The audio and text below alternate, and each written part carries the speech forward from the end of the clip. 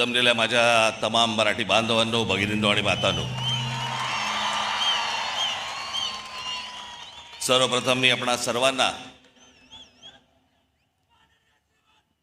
गुढीपाडव्याच्या मराठी नववर्षाच्या मी मनपूर्वक शुभेच्छा देतो.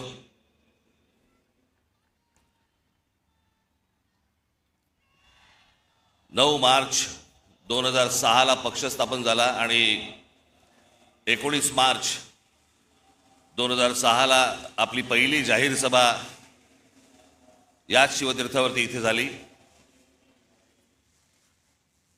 आज 20 वर्ष झाली पक्षाला आणि आनंदाची आणि भाग्याची गोष्ट अशी की 20 वर्षानंतर 19 मार्चला गुढीपाडवा यावा. मी याला शुभसंकेतच पकडतो. मी हे सगळे ते निवडणुका आल्या गेल्या, झालं, शिमगे झाले, सगळं झालं. आपण जे उभे आहोत हे लक्षात ठेवा, हे महाराष्ट्रासाठी उभे आहोत. आणि मी जे बोलतोय तुम्हाला आत्ता हे तुमच्या टाळ्यांसाठी बोलत नाहीये. मी जो तुम्हाला शब्द दिलाय या महाराष्ट्राचं गतवैभव प्राप्त करण्यासाठी, म्हणून आपल्याला जी सत्ता घ्यायची ती सत्ता भविष्यामध्ये आपण हातामध्ये घेणार म्हणजे घेणार. हे मी फक्त तुमच्या टाळ्यांसाठी सांगत नाही, तो माझा आत्मविश्वास आहे. पण आता काय पुढचे 3 वर्ष काही निवडणुका नाहीत या महाराष्ट्रामध्ये. त्याच्यामुळे कंत्राटदारांकडनं पैसे खायला सगळेच मोकळे आहेत.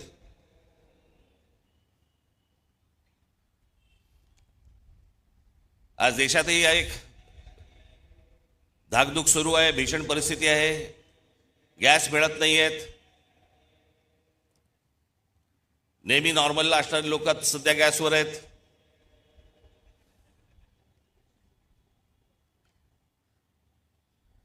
खरं तर काही गोष्टी आपल्याकडनं राहून गेल्या, आपल्या पंतप्रधानांकडनं पण राहून गेल्या. जो इराण इतकी वर्ष आपल्याला साथ देत होता, त्या इराणवरती ज्या प्रकारचे हल्ले होत आहेत आज, आपण इराणला साथ द्यायला पाहिजे होती.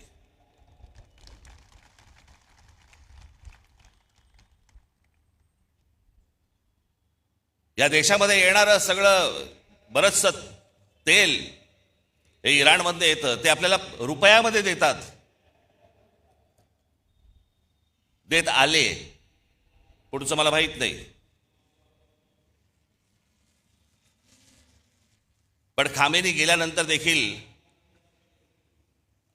आपल्या देशाच्या पंतप्रधानांनी कुठचंही निषेधाचं एक स्टेटमेंटही काढलं नाही. हल्ल्यावरती कुठचं स्टेटमेंट काढलं नाही. जो देश आजपर्यंत जम्मू काश्मीरच्या प्रश्नावरती देखील आपल्याला पाठिंबा देत आला, भारताला पाठिंबा देत आला, त्यांच्या मागे आपण आज अडचणीच्या काळामध्ये उभे राहिलो नाही, याचा त्रास निश्चित भविष्यात होणार आपल्याला.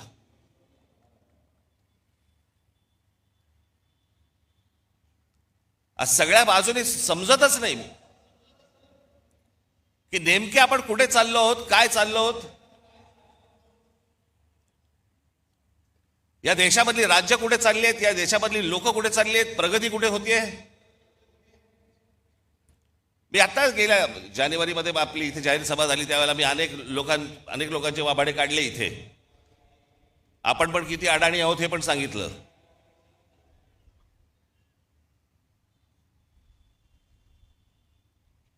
हे जे मी तुम्हाला सांगतो हे लक्षात ठेवत जाय, विसरत जाऊ नका.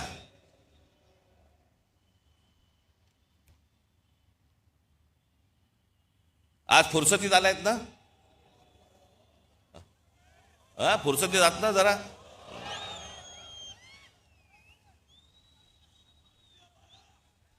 काय उद्या 12 वाजे मी एकट्याने भाषण करत बसायचं. तुला काय बसून ऐकायला.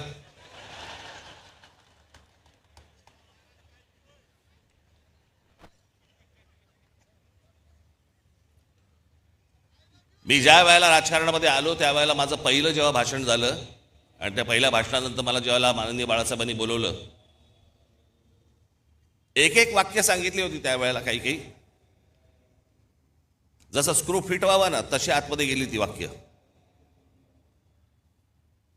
त्यावेळेला त्यांनी मला सांगितलं होतं की भाषण जेव्हा करशील तेव्हा एक गोष्ट लक्षात ठेव, काय बोललो याला महत्व नाही, आज तू येऊन त्यांना काय दिलंस याला महत्व आहे. समोरच्यांना विचार करायला काय दिलंस. आणि मी नेहमी एक भाषण करताना माझ्यावरती एक मानसिक दडपण पण असतं की मी आज काय तुम्हाला देऊ, काय सांगू तुम्हाला, नवीन काय देऊ, ज्याच्यातनं तुम्ही विचार करायला लागाल. हे सरकार विचार करायला लागेल.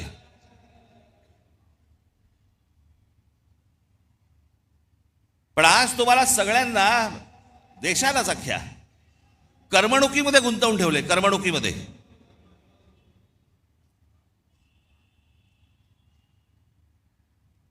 IPL चालू आहे, मग अजून कुठचे पिक्चर येत आहेत, मग ते हाऊसफुल जात आहेत, मग टेलिव्हिजनवरती. मी आज तुम्हाला सगळ्यांना एक नम्र विनंती करणार आहे, महाराष्ट्राच्या हितासाठी नम्र विनंती करणार आहे.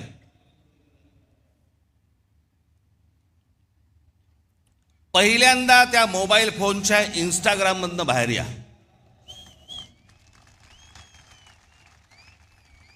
सकाळी संडात नाही, लवकर बाहेर याल. मध्यंतरी ते आमचे ते काय ते रील बाज वगैरे सगळे आले होते, मी माझ्याकडे नव्हतं ते मोबाईलवरती, ते टाकलं, ते गुंतायला होतं त्याच्यात. मी मागे म्हटलं होतं ना, ते डान्स बार बंद झाले ना त्याची लक्षणं आहेत ती. तिकडे ते बंद झालं, इथे मोबाईलवर सुरू झालं.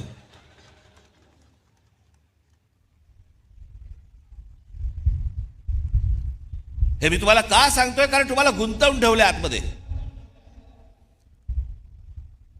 तुम्हाला ह्या सगळ्या करमणुकी आणि या सगळ्या गोष्टींमध्ये गुंतवून ठेवायचं आणि सरकारला तुम्ही प्रश्न नाही विचारायचे. सरकारला तुम्ही प्रश्नच विचारता कामा नयेत. तुम्ही इतके अडकून आतमध्ये गेले पाहिजेत की त्या गोष्टींचा विचारही तुम्ही मनामध्ये आणता कामा नये. याच्यासाठीचं हे डिझाईन आहे.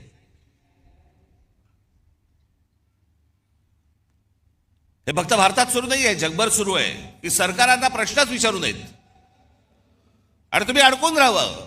IPL मध्ये अडकावं, चित्रपटामध्ये अडकावं, टेलिव्हिजनमध्ये अडकावं, मोबाईलमध्ये अडकून राहावं. मोबाईल तर आपला एक अवयवच झालाय. आणि म्हणून आजूबाजूला आपल्याला काही बघता येत नाही, पाहता येत नाही, विचार करता येत नाही. जसे पूर्वीच्या काळामध्ये लोक जसे रस्त्यावरती येत असत, आता काही नाही, मी माझा राग व्यक्त केला मोबाईलवर, आता कशाला रस्त्यावरती येऊ. हे तुम्हाला गुंतवून टाकणं आहे. आणि मग महाराष्ट्रामधले जे प्रश्न आहेत, महाराष्ट्रातले जे सत्ताधारी आहेत, यांना प्रश्नच विचारायचे नाहीत. एका बाजूला आमच्या टेलिव्हिजन चॅनलवाल्यांची वाट लावून ठेवली आहे. सारखा वरून दबाव, सारखा वरून दबाव. ही बातमी टाकायची नाही, या बातम्या करायच्या नाहीत, ही करायची नाही, सरकारला विरोध करायचा नाही, विरोध केला बातम्या बंद करू, तुमच्या जाहिराती बंद करून टाकू, नोकरीवरून काढून टाकू. त्याच्यामुळे तुमच्यापर्यंत बातम्या पोचवायच्या नाहीत खऱ्या. हे अशा एका विचित्र परिस्थितीमध्ये देश अडकलेला आहे, हे राज्य अडकलेले आहे, सगळेच अडकलेले आहोत. अर्थात अशा काही गोष्टी ज्या होतात ह्या काही कायमस्वरूपी बसत नसतात. खालून काठी नाही बसली तर वरून बसतेच.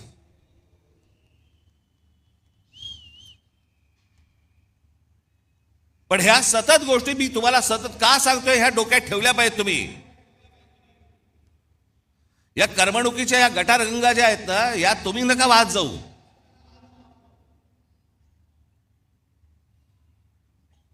उद्या काय आपल्या आजूबाजूला निघून गेलंय ना कळणार पण नाही, थांग पत्ता पण लागणार नाही तुम्हाला, कारण आम्ही अडकले मोबाईलमध्ये.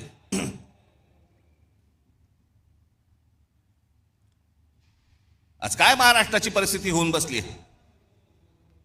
आमचे मुख्यमंत्री सांगतायत विकास करतोय, विकास करतोय. $3 ट्रिलियन इकॉनॉमी करायची महाराष्ट्राची. 11 लाख कोटीचं कर्ज आहे महाराष्ट्रावरती. 11 लाख कोटी.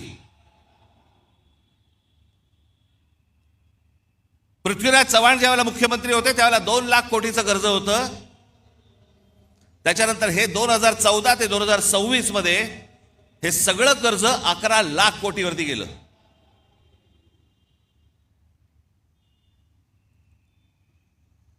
शहरांची अवस्था बघा.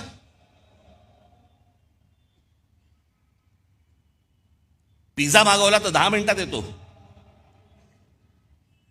पण तुम्हाला 10 मिनिटात कुठे जाता येत नाही.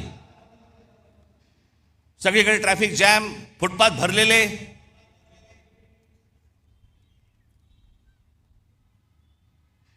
काय आयुष्य नावाची काय गोष्ट असते की नाही? एखाद्याच्या तुमच्या मनात येते की नाही की माझं काय आयुष्य आहे?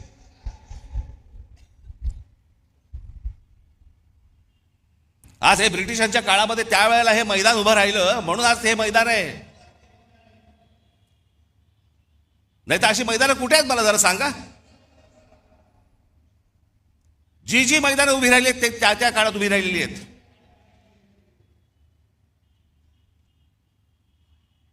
आपण काय मुलांसाठी काय करतो आहोत? लहान लहान मुलांसाठी काय बागा तरी तयार करतोय का आपण? त्या बागा बघितल्यानंतर तिकडे जावंसं तरी वाटतंय का?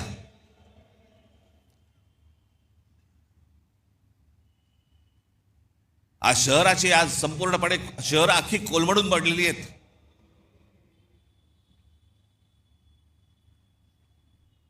मी मध्यंतरीच मुख्यमंत्र्यांना भेटलो, उपमुख्यमंत्र्यांनाही भेटलो. या शहरांचा ट्रॅफिकचा प्रश्न, गाड्या, उद्या मी तुम्हाला सांगतो अशी जर परिस्थिती जर अजून 5-10 वर्ष राहिली ना, घरातनं निघाल आणि तिकडेच असाल, हलता येणार नाही तुम्हाला. सगळंच गमावून बसतोय आपण, सगळं आपल्या हातातनं गमावून बसतोय.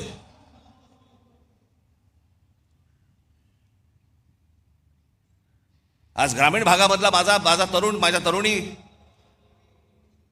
शेतीकडे वळायला तयार नाहीत. ते म्हणतात नाही आम्हाला शहरात जायचंय. शहरात आल्यावर ही शहराची अवस्था. या देशातलं महाराष्ट्रातलं प्रत्येक शहर बघा ना, त्याला काही आकार ना उकार ना काही नाही त्याला. कोणी येतंय, कुठेही इमारती बांधतंय, कोणी काहीही करतंय, कोणालाही कसल्याही परवानगी दिली जात आहेत. आणि तुम्ही ते पाहता आणि राग मोबाईलवरती व्यक्त करताय. हेच त्यांना हवंय की तुम्ही रस्त्यावरती येताच कामा नयेत, तुम्ही या गोष्टींचा विचारच करता कामा नयेत. असेच सडा, असेच मरा.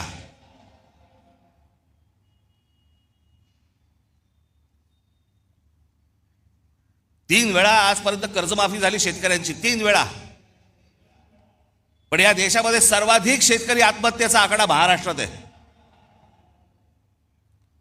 दररोज आत्महत्या होत आहेत, रोज शेतकरी आत्महत्या करतायत. कोणाला काही पडलेलं नाहीये.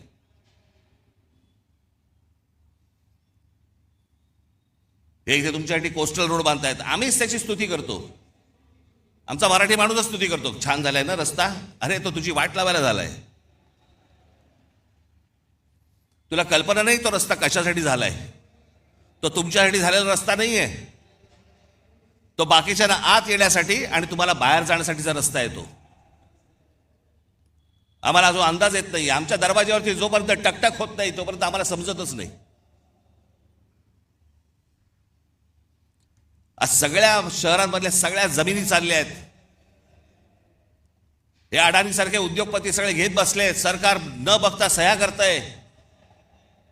हा सगळा पाडा मी मागच्या वेळेला वाचला होता. त्याच्यात आपण महाराष्ट्र म्हणून आपलं महाराष्ट्राचं स्वतःचं अस्तित्व गमावून बसतोय. आपली महाराष्ट्राची ओळख गमावून बसतोय. आपली भाषा गमावून बसतोय. मी मागे पण सांगितलं होतं ना, एकदा ती गोष्ट हातातनं गेली की परत येणार नाही. भाषा संपली म्हणून अनेक देश संपलेले आहेत या जगामध्ये. तुम्हाला जग ज्याला म्हणतं की तुम्ही कोण आहात, मराठी माणूस आहात. मराठी माणूस आहात म्हणजे कोण आहात? मराठी भाषा बोलणारे आहात म्हणून तुम्ही मराठी माणूस आहात.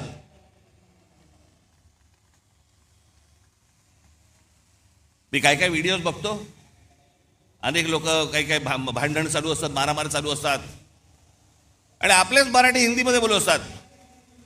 हिंदी मत बोलना, हिंदी मत. अरे मग तू काय करतोय?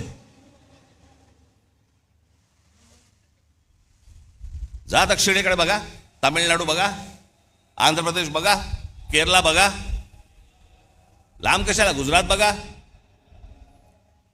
प्रत्येक राज्य आपलं अस्तित्व टिकवून आहे, प्रत्येक राज्य आपली भाषा टिकवून आहे. आमच्याकडचे आमदार खासदार काही नाही, दुसरं काही नाही, कंत्राटदार, पैसे, रोज एवढंच सुरू आहे फक्त. महाराष्ट्र विकायला काढलाय.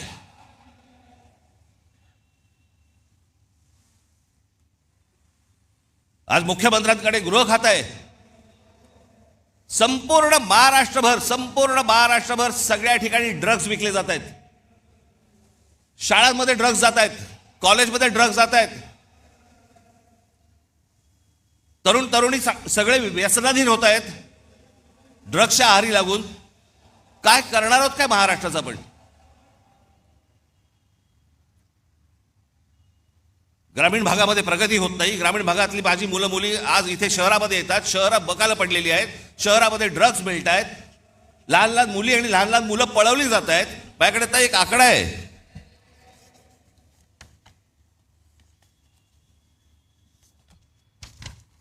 नोव्हेंबर डिसेंबर या महिन्यातल्या 36 दिवसांमध्ये, गेल्या आता नोव्हेंबर डिसेंबरच्या या 36 दिवसांमध्ये केवळ मुंबईमध्ये 82 मुलं बेपत्ता झाली.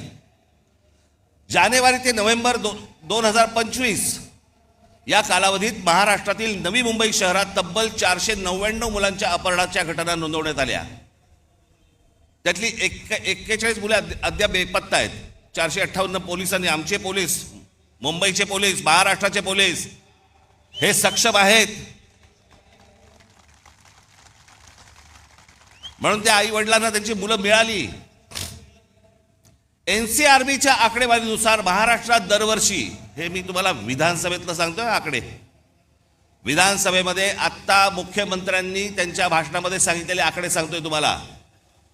एनसीआरबीच्या आकडेवारीनुसार महाराष्ट्रात दरवर्षी साधारण 4,500 ते 5,500 मुले बेपत्ता होतात. काय होत असेल त्यांच्या आई वडिलांना? 4,500 ते 5,500 मुलं बेपत्ता होता. हा महाराष्ट्र, असा होता महाराष्ट्र.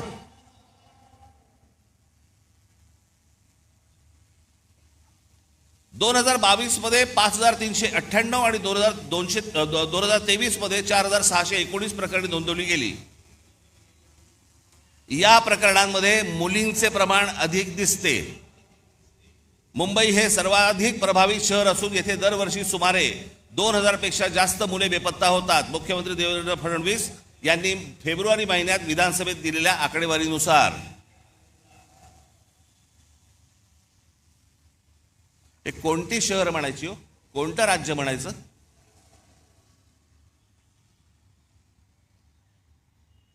तुमच्या भाषेची हमी नाही, तुमची हमी नाही, तुमच्या पोराबाळांची हमी नाही, कशाचीही हमी नाही. अशी कुठचीही हमी नसलेलं हे या राज्यामध्ये तुम्ही राहताय आणि म्हणायचं आम्ही शिवरायांच्या राज्यात राहतो.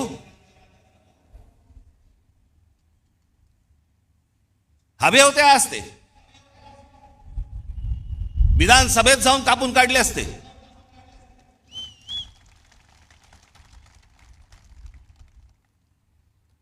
पण आम्हाला माहितीच नाही. राज ठाकरे जेव्हा सांगणार आकडे त्यावेळेला आम्हाला कळणार, कारण आम्ही कशात गुंतलोय? आम्ही इंस्टाग्राममध्ये गुंतलोय.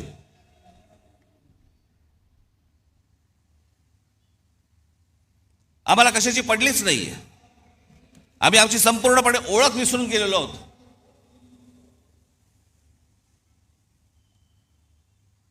मी आज एक मुद्दामून एक गोष्ट तुमच्यासाठी आणलेली आहे. मी बोलीनच, पण त्याच्यानंतर तुमच्या लक्षात येईल तुम्ही कोण आहात, तुम्ही कोणत्या भूमीत जन्माला आलात, तुम्ही कोणाचे वारस आहात. मी नेहमी सांगतो ना, हा महाराष्ट्र दरवेळेला देशाला दिशा दाखवत आला, या हिंद प्रांताला दिशा दाखवत आला. त्या महाराष्ट्राकडे कधीतरी तुम्ही नीट जवळून पाहिलेत का, की या महाराष्ट्राची नेमकी क्षमता तरी काय आहे?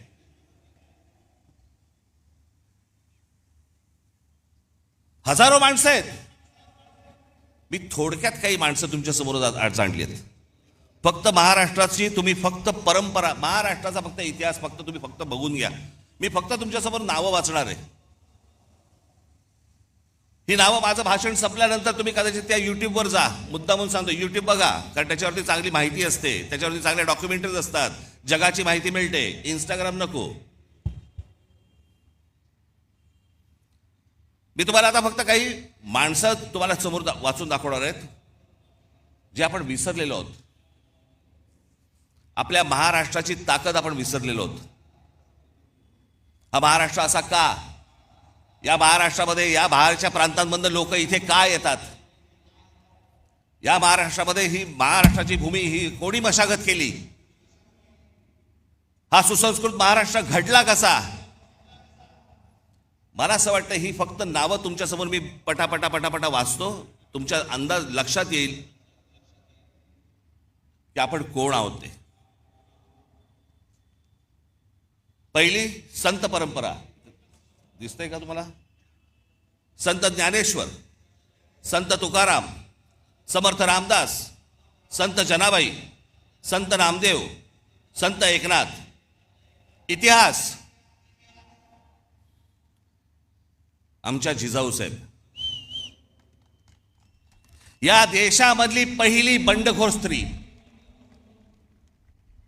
पहिली बंडखोर स्त्री, ज्या स्त्रीने, ज्या आईने स्वतःच्या वडिलांना विचारलं होतं की दुसऱ्यांकडे कशाला चाकरी करता. स्वतःच्या नवऱ्याला विचारलं, स्वतःचं राज्य निर्माण करा, दुसऱ्याकडे कशाला जाता. आणि मग एक सूर्य जन्माला दिला. आणि स्वराज्य काय असतं हे त्या मातेने त्या पुत्राकडनं घडवून घेतलं. ती बंडखोर स्त्री या महाराष्ट्रात जन्माला आली. छत्रपती शिवाजी महाराज. दुसऱ्यांचं नाही, माझं स्वतःचं राज्य पाहिजे, तो स्वराज्य हा शब्द त्यांनी दिला.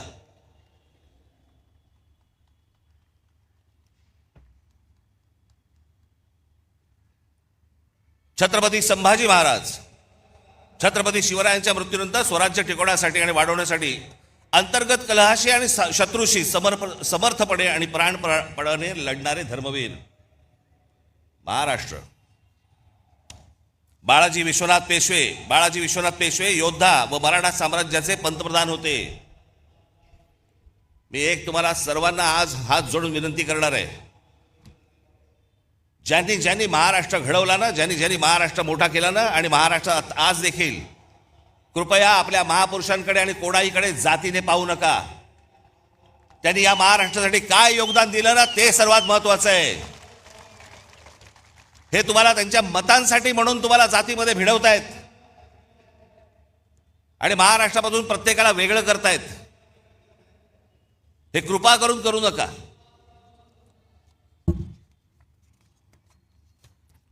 पहिले बाजीराव पेशवे, छत्रपती शिवाजी महाराजांनंतर मराठी मुलखात तेवढाच आत्मविश्वास आणि स्वराज्यनिष्ठा निर्माण करणारे आणि मराठी साम्राज्याचा विस्तार करणारे. अहिल्याबाई होळकर, मराठा साम्राज्य. शिंदे, होळकर, नागपूरचे भोसले साम्राज्य, मराठा साम्राज्य संपूर्ण हिंद प्रांतावरती वचक ठेवला. गायकवाड हे गुजरातमध्ये. या राज्याच्या जडणघडणीत गायकवाड घराण्याचा मोठा वाटा. Bank of Baroda, Baroda university आणि गुजरातमध्ये अनेक रेल्वे मार्ग त्यांनी सुरू केले. तात्या टोपे. झाशीची राणी लक्ष्मीबाई. आता ह्या 18व्या शतकातील मराठी नावं ज्यांनी मुंबईला आकार दिला. जगन्नाथ शंकर शेठ. तुम्हाला भाऊचा धक्का माहिती आहे ना? भाऊ लक्ष्मण अजिंक्य, एक मराठी माणूस होता, कंत्राटदार होता, त्यांनी भाऊचा धक्का बांधला. सीताराम खंडेराव वैद्य, नाव पण माहिती नसेल तुम्हाला. सीताराम खंडेराव वैद्य म्हणजे कोण? हे जे टाटांचं ताजमहाल हॉटेल उभं आहे ना, या ताजमहाल हॉटेलचे आर्किटेक्ट.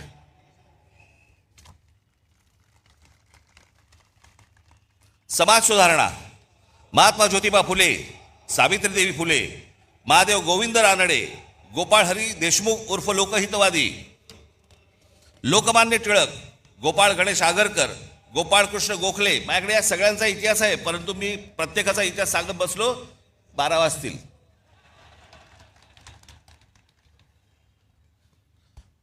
गोपाळकृष्ण गोखले, शाहू महाराज, भारतरत्न डॉक्टर बाबासाहेब आंबेडकर, क्रांतिसिंह नाना पाटील, स्वातंत्र्यवीर विनायक दामोदर सावरकर, महर्षी विठ्ठल रामजी शिंदे, संत गाडगेबाबा, भारतरत्न महर्षी धोंडो केशव म्हणजे ज्यांनी महिलांचं शिक्षण, त्यांचे हक्क, विधवांना परत पुनर्विवाह करण्यासाठी म्हणून ज्यांनी काम केलं ते हे महर्षी धोंडो केशव कर्वे.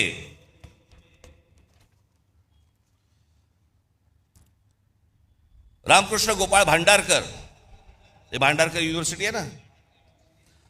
भारतरत्न पांडुरंग वामन काणे, थोर भारतीय प्राच्य विद्या संशोधक, संस्कृत पंडित, धर्मशास्त्राचा इतिहास लिहिला या माणसाने. हे सगळे महाराष्ट्रात जन्माला आले तर.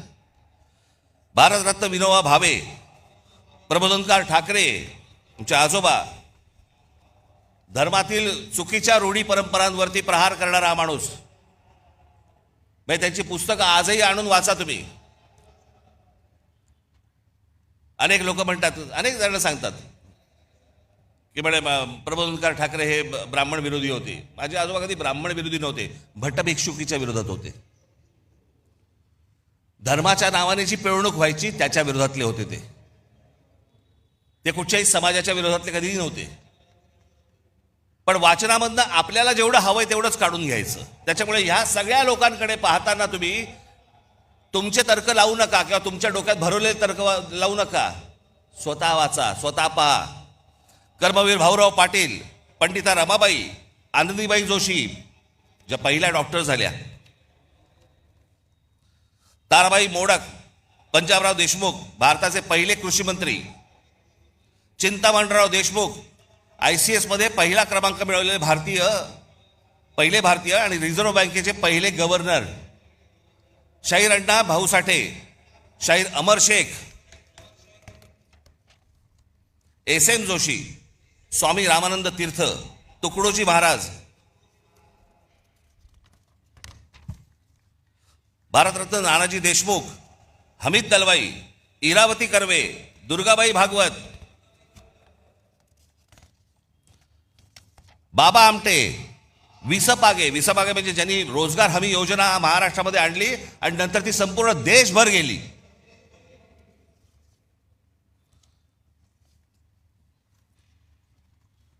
अनेक नेते होऊन गेले महाराष्ट्रामध्ये, पण एक माणूस, असा माणूस महाराष्ट्रात कशाला देशात नाही झाला, ते म्हणजे माननीय बाळासाहेब ठाकरे.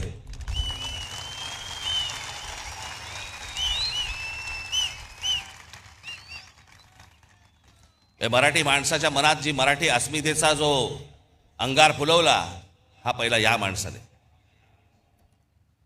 या देशातल्या हिंदूंना हिंदू म्हणून मतदान करायला लावणारा हा पहिला या देशातला माणूस.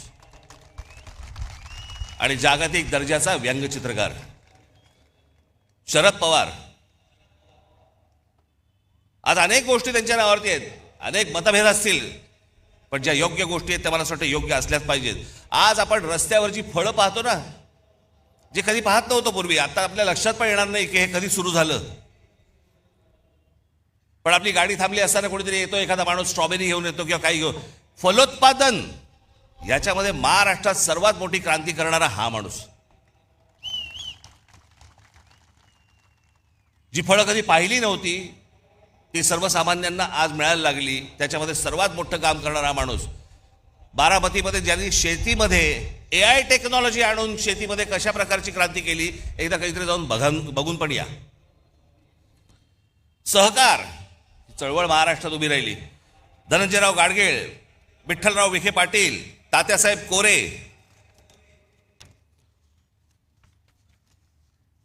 आता महाराष्ट्राच्या देशाला राजकारणातला आकार देणारे भारतीय काँग्रेस, जो काँग्रेस पक्ष आपण म्हणतो, त्या पक्षाची स्थापना महाराष्ट्रात झाली. RSS, या RSSचे 6 सरसंघचालक झाले. या 6 संघचालकांमध्ये 4 मराठी झाले आजपर्यंत, आणि निर्माण करणारा देखील मराठीच. हेडगेवार, श्रीपाद अमृत डांगे ज्यांनी कम्युनिस्ट चळवळ मोठी केली महाराष्ट्र, शेतकरी कामगार पक्षाची स्थापना झाली 1946 साली, स्वातंत्र्याच्या 1 वर्ष अगोदर. कळलं का? ती केली शंकरराव मोरेने आणि केशवराव झेडे आणि नाना पाटील यांनी. तुम्हाला आश्चर्य वाटेल, कांशीराम यांचे आज तुमचा तो कुठचा पक्ष, बहुजन समाज पार्टी. पण ही बहुजन समाज पार्टी नंतर झाली. पहिली जी संघटना स्थापन केली बामसेफ, ती या महाराष्ट्रातल्या पुण्यामध्ये खडकीमध्ये त्यांनी स्थापन केलेली आहे बामसेफ. या सगळ्या गोष्टींची मुळं जर तुम्ही बघितली तर ही सगळी महाराष्ट्र आहेत. इतिहासकार, ज्या इतिहासकारांकडे या देशातले सगळे लोक किंवा बाहेरच्या देशांमधले लोक ज्यांच्याकडे टवकारून बघतात, असे काही इतिहासकार म्हणजे विका राजवाडे, गोविंद सखाराम सरदेसाई, त्र्यंबक शेजवलकर, वासुदेव सीताराम बेंद्रे, बाबासाहेब पुरंदरे, रणजित देसाई, गजाननराव मेहेंदळे. आमचे गजाननराव आत्ताच गेले.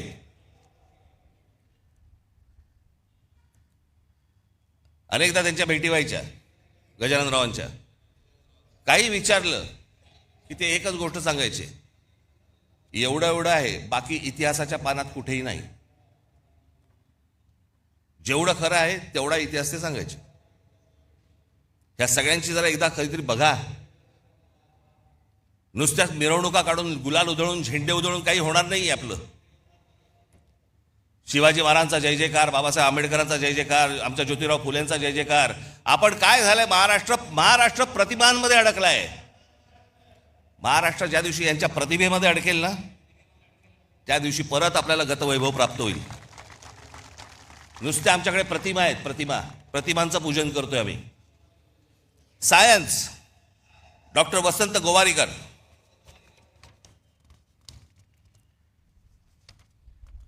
बाकीची पानं कुठे गेली रे?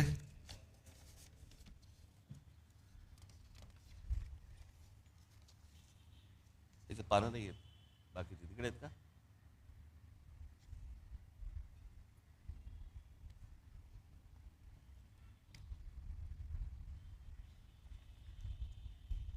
इधर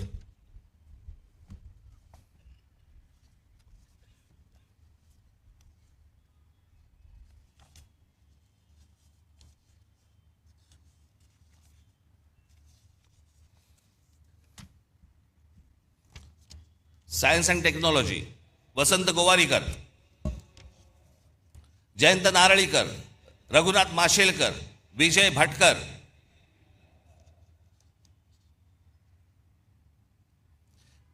तुम्हाला कदाचित कल्पना नसेल, परंतु एक गोष्ट सांगतो. शिवकर बापूजी तळपदे नावाचे जे गृहस्थ झाले, त्यांनी राईट्स बंधू म्हणजे ज्यांनी विमान उडवली ना, त्याच्याही 8 वर्ष आधी 1895 मध्ये मुंबईच्या गिरगाव चौपाटीवरती मरुत्सखा नावाचे मानवविरहित विमान यशस्वीरित्या उडवले. हे घडवणारे महाराष्ट्रात. पत्रकार बाळशास्त्री जांभेकर, नारायण दीनानाथ वेलकर. तुम्ही म्हणाले कोण आहेत नारायण दीनानाथ वेलकर? तुम्ही जर ऐकाल तर तुम्हाला प्रश्न पडेल, हे आपल्यापर्यंत आलं कसं नाही अजूनपर्यंत. टाइम्स ऑफ इंडियाचे संस्थापक मालक. 1840 मध्ये मुंबईचे पहिले भारतीय महापालिका आयुक्त ते जेई ब्रेनन या ब्रिटिश व्यक्तीसोबत 1838 साली त्यांनी बॉम्बे स्टँडर्ड हे वृत्तपत्र सुरू केले, जी कंपनी 1860 पर्यंत त्यांनी चालवली. आणि पुढे रॉबर्ट नाईट या ब्रिटिश व्यक्तीने ते विकत घेतलं आणि त्याचं नाव टाइम्स ऑफ इंडिया असं ठेवलं. सुरू करणारा मराठी माणूस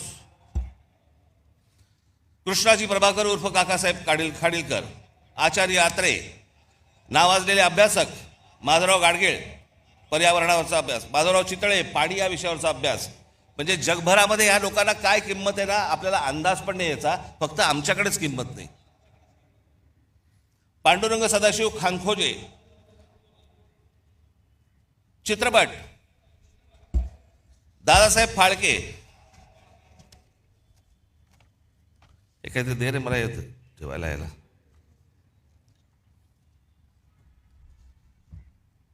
दादासाहेब फाळके, बाबूराव पेंटर, व्ही शांताराम. त्याच्यानंतर आपल्याकडच्या चित्रपट क्षेत्रातील काही मीनाक्षी शिरोडकर, शोभना समर्थ, माधुरी दीक्षित, सुलोचना. अजून एक नाव तुम्हाला सांगणार आहे ज्याच्यामध्ये तुम्हाला प्रश्न पडेल की अरे अजूनपर्यंत आम्हाला कसं माहित नाही. हिंदी चित्रपट सृष्टीमधले जवळपास 6300 गाणी, मी सांगितल्यावर तुम्हाला कळेल, 6300 गाणी ज्या जोडीने दिली त्या जोडीचं नाव आहे लक्ष्मीकांत प्यारेलाल. त्या लक्ष्मीकांत प्यारेलाल मधले लक्ष्मीकांत हे कुडाळकर होते आणि आपल्या कुडाळमधले होते राहणारे. हे आजपर्यंत आम्हाला कोणी सांगितलं नव्हतं. मला माहिती होतं अर्थात, पण आमच्या महाराष्ट्रामधला एवढा मोठा संगीतकार होऊन गेला याचं आम्हाला काही कौतुक काही नाही.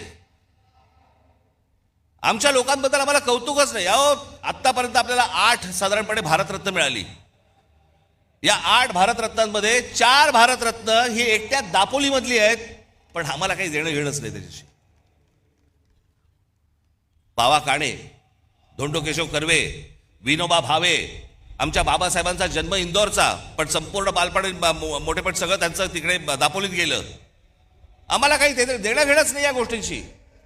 आम्हाला आजूबाजूला पाहायचंच नाहीये. आमचा महाराष्ट्र मेला तरी चालेल. आम्हाला कंत्राटदाराकडनं पैसे मिळाले पाहिजेत.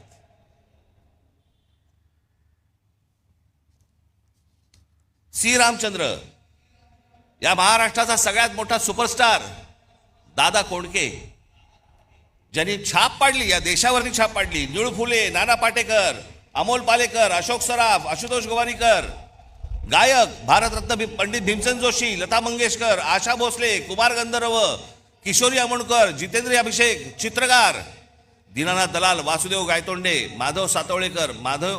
मी एकेकावरती, या एकेका माणसावरती मी एक तास बोलू शकतो. P.A. धोंड, आचरेकर, सडवेलकर, S.M. पंडित, तुमच्यापैकी बरेच जण हे त्या तामिळनाडूला आपल्या स्वामी विवेकानंदांचं जिथे पुतळा आहे ना, तिथे काही जण गेला असाल. मी गेलो होतो. पुतळा पाहिल्यानंतर मी असा उलटा मागे फिरलो. मागे वळलो तर तिथे 2 पेंटिंग्स होती. एक परमहंसांचं होतं आणि एक त्यांच्या पत्नीचं होतं. पण मी जवळ जाऊन पाहिलं तर ते S.M. पंडितांचं पेंटिंग होतं. दोन्ही पेंटिंग S.M. पंडितांची होती. या इथे बाजूच्या गल्लीत राहायची. इथे आम्हाला काही देणं घेणं नाही. आम्हाला कलेशी देणं घेणं नाही, संगीताशी नाही, साहित्याशी नाही, कशाशी नाही. फक्त आमच्याकडे झालंय जयंत्या आल्या, पुण्यतिथ्या आल्या की आम्ही फक्त मिरवणुका काढून ढोल वाढवायला सुरुवात आमच्याकडे. पण आमच्याकडे काय पेरून ठेवलंय, काय होऊन गेलंय याचा आम्हाला अंदाजच नाही. शिल्पकार सदाशिव साठे म्हणजे गेटवे ऑफ इंडियाचा जो पुतळा आहे तो शिल्पकार साठेंनी उभा केलाय.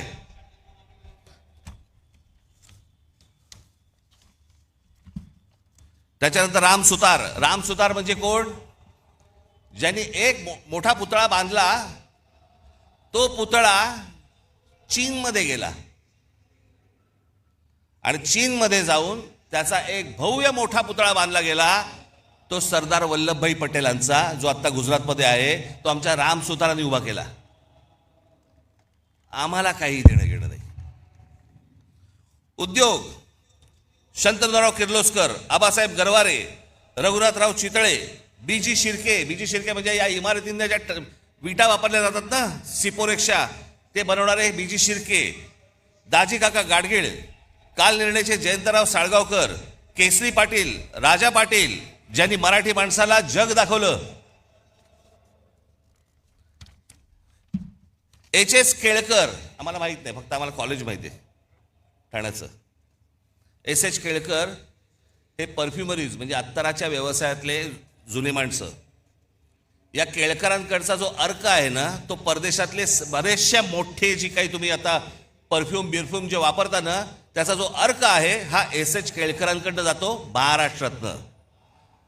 राजीव सामंत, सुला वाईन्स, कॅमलिनचे दांडेकर, जे लहानपणापासून आपण जे बघत आलो ना, कंपास पेटी आणि सगळ्या गोष्टी, ह्या संपूर्ण देशभर व्यवसाय उभा करणारे महाराष्ट्राचे दांडेकर, आनंद देशपांडे, रवी पंडित, बाबा कल्याणी, वासुदेव कोल्हटकर, केशव विष्णू पेंढारकर, नाटकामध्ये विष्णुदास भावे, राम गणेश गडकरी, बाल गंधर्व, केशवराव भोसले, विजय तेंडुलकर, महेश एलकुंचवार, विजया मेहता, वसंत कानेटकर, श्रीराम लागू, मोहन आगाशे, जब्बार पटेल, सतीश आळेकर, साहित्य कवी केशव सूत, कुसुमाग्रज, पु ल देशपांडे, गदी माडगुळकर, विंदा करंदीकर, शांता शेळके, नारायण सुर्वे, चिंतामण त्र्यंबक खानोलकर, बाबूराव बागुल, सुरेश भट, बंडखोर नामदेव ढसाळ. क्रीडा दिबा देवधर, मी अगदीच थोडक्यात आणली आहे ही यादी. दिबा देवधर, बापू नाडकर्णी, विजय मांजरेकर, विजय हजारे, सुनील गावस्कर, अजित वाडेकर, दिलीप वेंगसरकर, सचिन तेंडुलकर, प्रवीण ठिपसे, ग्रँड मास्टर बुद्धिबळ, भाग्यश्री ठिपसे, ग्रँड मास्टर बुद्धिबळ, अभिजित कुंटे, ग्रँड मास्टर बुद्धिबळ, खाशाबा जाधव, नावाजलेले अभ्यासक हे झाले मगाशी. एवढं भरभरून आपल्याला महाराष्ट्राला दिलंय, आपल्याला काही याची किंमत, आपण याच्यासाठी काही करतोय, ह्यांच्यासाठी नाही, आपण काही वेगळा विचार करतोय का? महाराष्ट्र कुठे होता? महाराष्ट्र अख्खा देश टवकारून बघायचा महाराष्ट्रामध्ये काय चाललंय, महाराष्ट्रात नवा विचार कोणता येतोय, महाराष्ट्रात आम्हाला काय देणार आहे. या नवीन विचाराला सतत बघणारा हा देश आज महाराष्ट्राला काय देतोय. आमच्या क्रिकेट टीम मध्ये देखील आज महाराष्ट्राचे, मुंबईचे कोण नाही हो? कोण मराठी आहेत मला जर दाखवा. एक काळ असा होता की 11-12 प्लेयर मध्ये जवळपास 8 ते 9 हे मुंबईचे लोक असायचे, महाराष्ट्राचे लोक असायचे. कुठे कमी पडतोय आम्ही? आम्ही विचारच करत नाही आहोत. आम्हाला महाराष्ट्र कसा घडवायचा आहे याचा आमचा विचारच संपलेला आहे. आमच्यावरती सरकार येत आहेत आणि लादतायत, वाटेल त्या गोष्टी रोज येत आहेत, नवीन कायदे करतायत, नवीन नियम करतायत. आम्हाला लक्ष द्यायला वेळ नाही. आम्ही गुंतलोय करमणुकीमध्ये. तुम्हा आम्हाला महाराष्ट्रातल्या या जनतेला सगळ्यांना मिळून, तरुण आणि तरुणींना, नवीन येणाऱ्या लोकांना, मुलांना हा भविष्यातला महाराष्ट्र घडवायचा आहे. हा तुम्ही आम्हीच घडवायचा आहे. सरकारवरती अवलंबून राहून होणार नाही. आणि म्हणून मी आज एक नवीन योजना तुमच्या समोर आज आणतोय. 2006 साली याच व्यासपीठावरती इथे उभं राहून मी म्हटलं होतं की मी महाराष्ट्राचा विकास आराखडा आणीन, महाराष्ट्राची मी ब्ल्यूप्रिंट आणीन. मग एका पत्रकार परिषदेत मला एका पत्रकाराने विचारलं ती तुमची ब्ल्यू फिल्म कधी येणार आहे. तर मी म्हटलं की मी ती आणली असतं बरं झालं असतं, त्यांनी किमान पाहिली तरी असती. पण त्या 2006 साली मी जेव्हा म्हटलं होतं मी महाराष्ट्राची ब्ल्यूप्रिंट आणीन, महाराष्ट्राचा विकास आराखडा आणीन, 2014ला आणला. 2006 ते 2014 महाराष्ट्रात जिथे जिथे मी गेलो, जिथे जिथे पत्रकार परिषदा झाल्या, सर्वजण कुत्सितपणे मला विचारायचे काय ते ब्ल्यूप्रिंटचं काय झालं, कुठपर्यंत आलं, ते विकास आराखड्याचं काय झालं, कुठपर्यंत आलं. प्रत्येक पत्रकार परिषदेमध्ये असताना, चालू असताना किंवा नंतर हे प्रश्न असायचेच. जेव्हा आणली 2014, आज 2026, या क्षणापर्यंत मला कुठच्या पत्रकारांनी प्रश्न विचारलेला नाही त्या ब्ल्यूप्रिंटमध्ये आहे काय, कारण वाचलीच नाही. त्याला वाचण्यात इंटरेस्ट नव्हता, हिणवण्यात होता. असो, पण तो काळ लोटला गेला. आज जवळपास त्याही गोष्टीला आज 12 वर्ष होऊन गेली. अनेक तज्ज्ञांना त्यावेळेला बरोबर घेतलं होतं, अनेक गोष्टी त्यामध्ये केल्या होत्या. गेल्या 10-12 वर्षामध्ये अनेक महाराष्ट्रही बदलला, खूप गोष्टी बदलल्या, विचारात महाराष्ट्र बदलला. आणि म्हणून मला असं वाटलं की काय करावं, कारण मी अनेकदा वाचत असतो वर्तमानपत्रांमध्ये, काही लेख येतात वर्तमानपत्रांमध्ये, अनेक चांगल्या सूचना येतात. अनेक काही नवीन गोष्टी निर्माण करण्यासाठी ज्या गोष्टी येतात, आणि मग विचार केला की या सगळ्या गोष्टींसाठी एक कुठेतरी आपल्याला एक प्लॅटफॉर्म उभा करायला लागेल. या महाराष्ट्रामधली लोक, महाराष्ट्राच्या बाहेरची कोणी, की महाराष्ट्रामध्ये नेमकं काय व्हायला पाहिजे, महाराष्ट्रामध्ये नेमकं काय घडलं पाहिजे, महाराष्ट्रात ते नेमकं घडलं ते कसं घडलं पाहिजे, अशा अनेक लोकांकडे अनेक योजना तयार आहेत. परंतु सांगायच्या कोणाला, मांडायच्या कोणाला? सरकार म्हणजे कोण? बोलायचं कोणाशी? मांडल्यानंतर, सांगितल्यानंतर ते बघणार कोण आहे? आम्हाला उत्तर कधी मिळणार? आणि म्हणून या सगळ्या गोष्टींचा विचार करून मी एक नवीन वेबसाईट आत्ता महाराष्ट्राला मी आत्ता अर्पण करतोय, की ज्या वेबसाईटवरती तुम्ही येऊन तुमचे विचार, पण विचार जय महाराष्ट्र साहेब, चालणार नाही साहेब, भावी मुख्यमंत्री तुम्हीच, डिलीट, असल्या कुठच्याही गोष्टींना त्या याच्यावरती स्थान नाही. नवा विचार करा. या मोबाईलच्या जोखडातनं बाहेर या,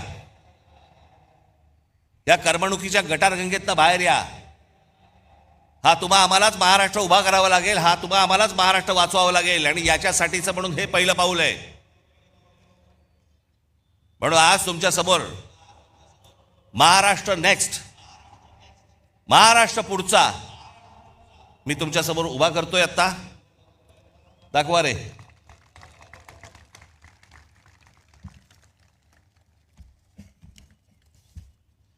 याच्यामध्ये हे सुरू झाल्यावरती तुम्हाला ऑप्शन्स आहेत, मराठी आणि इंग्रजी. त्याच्यामध्ये तुम्ही मराठीमध्ये गेलात की त्याच्या बाजूला एक ऑडिओ फिल्म आहे, ही वेबसाईट कशी वापरायची. त्याच्यामध्ये आपल्या कल्पना नोंदवण्यासाठी म्हणून मी काही खाली विषय दिलेले आहेत. 27 विषय आहेत. ते 27 विषय फक्त मी तुम्हाला वाचून दाखवतो, ज्याच्यामध्ये ज्या ज्या आपल्या स्वतःच्या कल्पना असतील, ज्या काही नवीन आपल्याला निर्माण करायचं असेल, ते तुम्ही मांडू शकता. आपण म्हणजे आम्ही तुमच्यामधले आणि सरकारमधले फक्त वाहक असू, आणि सरकारकडनं ही गोष्ट कशी करून घ्यायची जर ती योग्य असेल, कारण हे पहिलं जाणार हे तज्ज्ञांकडे, त्या तज्ज्ञांच्या कमिटीकडनं ज्यावेळेला ते मंजूर होणार त्याच्यानंतर हे सरकारकडे जाणार. त्याच्यामुळे ही 27 तुम्हाला इथे गोष्टी दिलेल्या आहेत. त्याच्यामध्ये शेती, रस्ते आणि पायाभूत सुविधा विकास, आरोग्य सेवा व सार्वजनिक आरोग्य व्यवस्था, जमीन, पायाभूत सुविधा, औद्योगिक वसाहती, व्यवसाय सुलभता, प्रादेशिक औद्योगिक संतुलन व सर्वसमावेशक, शालेय उच्च व तंत्र शिक्षण सुधारणा, आदिवासी विकास, सर्वसमावेशक आणि सशक्त महिला व बाल, रोजगार व रोजगार निर्मिती, आपत्ती व्यवस्थापन आणि आपत्तीपूर्व तयारी, क्षेत्रनिहाय औद्योगिक धोरण, गुंतवणूक प्रोत्साहन व थेट विदेशी गुंतवणूक, स्टार्टअप्स आणि भविष्यवेधी उद्योग, ग्रामीण अर्थव्यवस्था आणि ग्रामीण उद्योग विकास, शहरांचा शाश्वत विकास, क्रीडा व युवा विकास, मराठी भाषा संस्कृती ज्ञान परंपरेचा विकास, पारंपरिक आणि अपारंपरिक ऊर्जा, हवामान बदल, पर्यावरण आणि प्रदूषण, सूक्ष्म लघु व मध्यम उद्योग आणि विकास, औद्योगिक कायदे सुधारणा, शाश्वत हरित व पर्यावरणपूरक औद्योगिक विकास, सिंचन, जलव्यवस्थापन व जलसुरक्षा, समृद्ध, स्वावलंबी आणि शाश्वत ग्रामविकास, पर्यटन विकास, कायदा आणि सुव्यवस्था. याच्यामध्ये तुम्ही आतमध्ये गेल्यानंतर आपली कल्पना इथे पुढे नोंदवायची तुम्हाला येईल.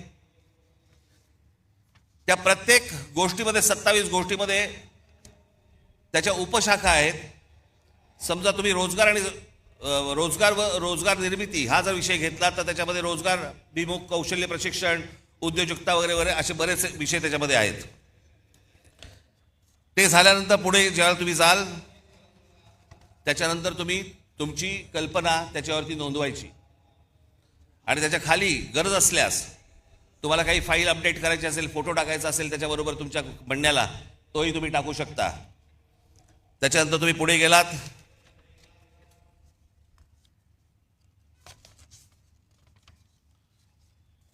ती फाईल तुम्ही सबमिट केलीत की त्याच्यानंतर तुम्हाला मोबाईल नंबर येईल तुमचा, तो टाकायचा आहे. मोबाईल नंबर आल्यानंतर तुम्हाला एक OTP येईल तुमच्या मोबाईलवरती, तो भरायचा आहे. तो भरला की तुमचं संपूर्ण नाव, पत्ता आणि सर्व माहिती याच्यावरती द्यायची आहे. एक तुम्हाला सांगतो सर्वांना, आज तुम्ही इथे आहात, जे ऐकत आहात ते ऐकत आहात, टेलिव्हिजनवरती जे ऐकत असतील बघत असतील त्यांनाही माझं सांगणं आहे, तुम्ही सांगेपर्यंत तुमचं नाव आणि पत्ता आणि मोबाईल नंबर हा सरकारला दिला जाणार नाही. उद्या तुमची कल्पना जर समजा आवडली आणि त्याची जर समजा अंमलबजावणी करायची ठरली आणि त्यांनी विचारलं हा माणूस कोण आहे, तुम्हाला विचारलं जाईल की तुमचं नाव आणि नंबर द्यायचा आहे का. त्याच्यामुळे ती गोष्ट गुपित राहील, पुढे जाणार नाही. त्याच्यानंतर ढकला. आज महाराष्ट्रामध्ये सगळ्याच गोष्टींची कमतरता आहे. कोणाला काही कळत नाही. जो येतोय, कोणतरी येतो, नवा काहीतरी सांगतो, त्याच्याबरोबर कंत्राटदाराला कामं दिली जातात.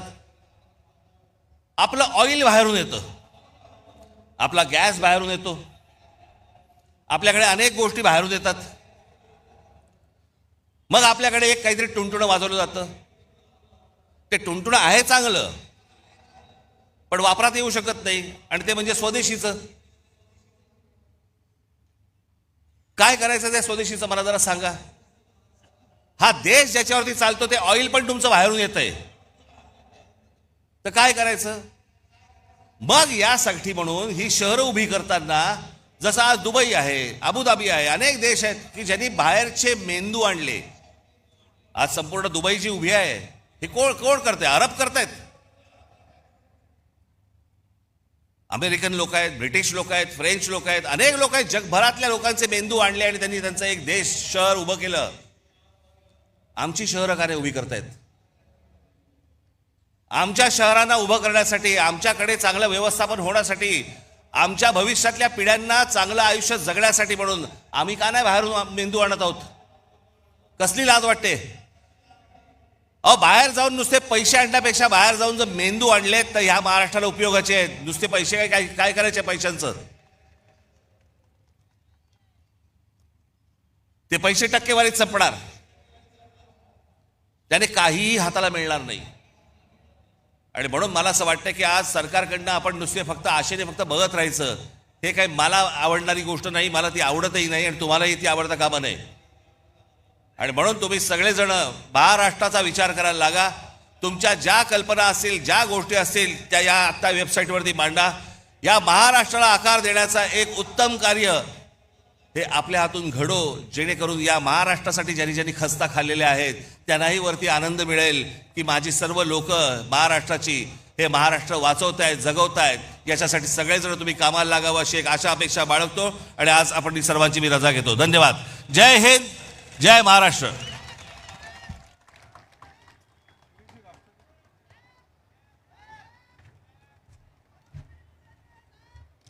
हॅलो, कृपया सर्वांनी राष्ट्रगीताला उभं राहा.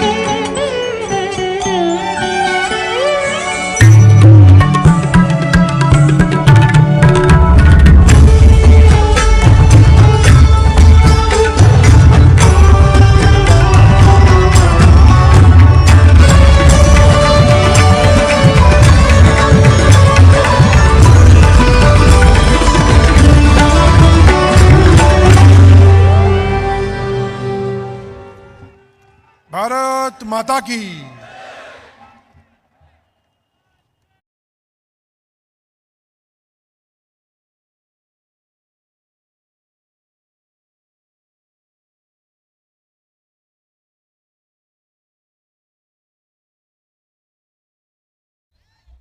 वाचता येत नाही रे. माझी सर्वांना नम्र विनंती आहे की जाताना सर्व ज्या महिला इथे आलेल्या आहेत त्या महिलांना जाण्यासाठी पहिल्यांदा आपण वाट करून द्यावी. धन्यवाद.